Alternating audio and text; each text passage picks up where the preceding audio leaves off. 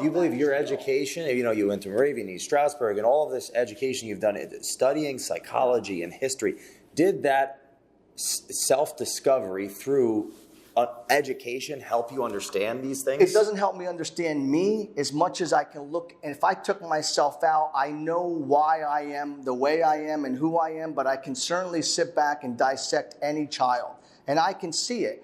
Sometimes as the parent, we don't see it of our own children, but it's very simple for me to understand why a kid is hurting or why even an adult is hurting or why there's the insecurities. And it's not difficult to understand when you look at, somebody's parents or the children or brothers or uncles around them, how they're just inundated with who they are and who they become. And that's why the cliches are very simple. Surround yourself with role models. My father would always tell me, surround yourself with people who are better than you.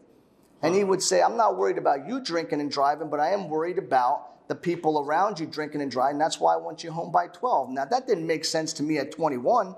And then at 26, I remember legitimately, usually I would BS my father and come up with some lie to be home later, but I went out on a date. The girl had a flat tire. I got home at 4:30. I came to park in the parking driveway, and I saw the back light on in the kitchen. I knew I was prepared for the crucifixion.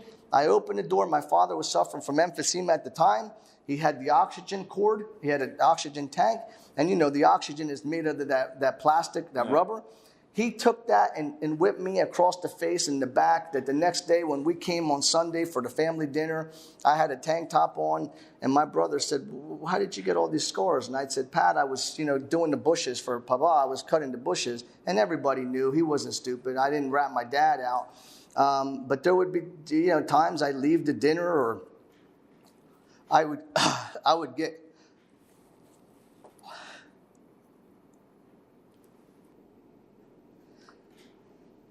I want to say that if millions of people, including myself, have been bullied, it takes a very special person to take that and speak in front of 103,000 children. Seriously. And that is your superpower. Yeah. Is that if everyone, this is the thing, man. Culture Matters wouldn't exist without the deficit. Meaning it takes more energy to go from a negative 150 to plus 1 than it takes to go from 0 to 5. Yeah.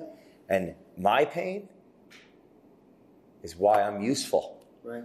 My pain is why there's purpose, being real with others.